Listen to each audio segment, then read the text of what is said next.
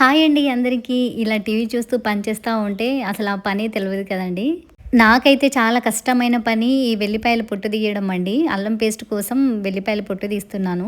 నేను ఈ పేస్ట్ ఎప్పుడు చేసుకోనండి ఇంట్లో. ఎప్పుడు మా అమ్మనే పంపించేది. మా పొట్టిని చూడండి టీవీ చూసుకుంటే ఎంత ఎంజాయ్ చేస్తుందో. మా ఆయన డ్యూటీ నుండి వస్తూ చికెన్ తెచ్చాడండి. పిల్లలు రాకముందు వంట రెడీ చేసి తొందర తినేసి పడుకుందామని అనుకున్నా. కానీ అల్లం పేస్ట్ చేసేసరికి లేట్ అయిందండి. వంట కూడా లేట్ అయిపోయింది.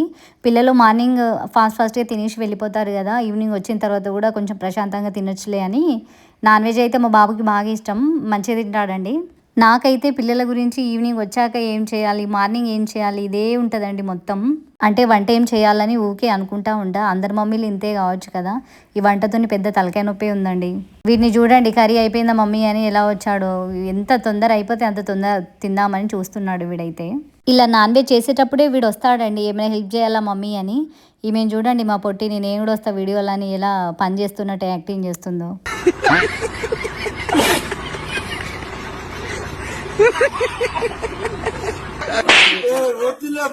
దీని గురించి మళ్ళీ ఇద్దరికి గొడవ అండి బాగా. మొత్తానికైతే మా పాప వెళ్ళిపోయింది, మా బాబే చేస్తుండు. వాడు నా ఇష్టమైన కర్రీ కదా నాన్ వెజ్, అందుకే చేస్తుండు. కళ్ళలో ఏమో పడేసుకున్నాడు. వద్దురా అంటే వినడు వీడు అస్సలకి. నోట్లో బెల్లం ముక్క వేసుకుని ఎలా చేస్తున్నాడు చూడండి.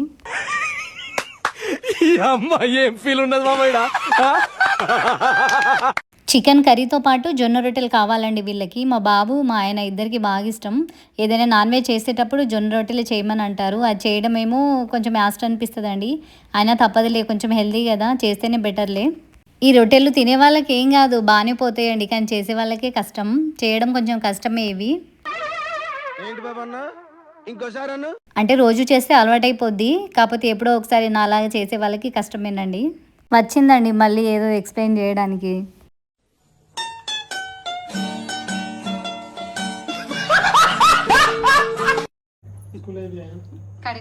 ఏ కెప్టెన్ లే లే కెప్టెన్ పందిదానా. మొత్తానికి జొన్న రొట్టెలు అయితే స్టార్ట్ చేస్తున్నానండి.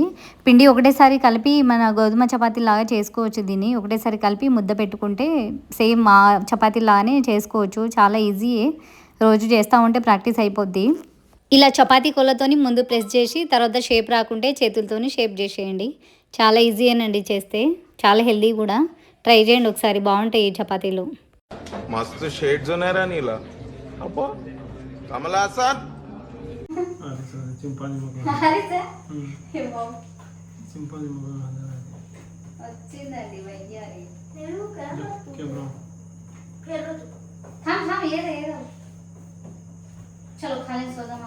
మా పొట్టిని చూడండి కావాలనే వస్తుంది. నేనే కనిపిస్తలేను వీడియోలో, మీరు అందరు ఉన్నారని.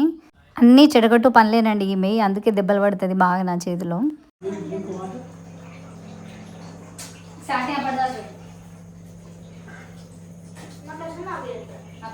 రొట్టెలు చేయడం అయితే కంప్లీట్ అయిపోయాయండి. నాయి మొత్తం అయిపోయినాయి. ఏదేమైనా కానీ ఐ ఎంజాయ్డ్ అ లాట్ రా. Same year sir. ఈ చిట్టి చిట్టి ఆనందాలే కదరా జీవితం అంటే.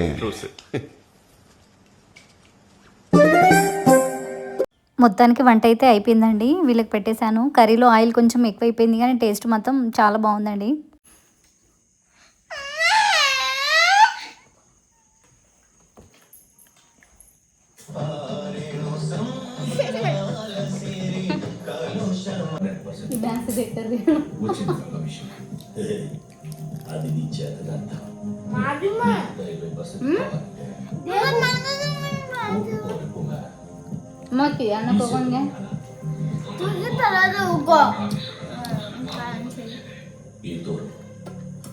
వచ్చే వరకు కూడా నీకు ఎదురు తిరగకుండా ఉంటారా? పోర్ట్లో పవర్ మారే టైం వచ్చింది. అన్ని శాఖలో మీ మనుషులు చాలా మంది ఉన్నారు. ఈ టైం కలిగితే పోర్ట్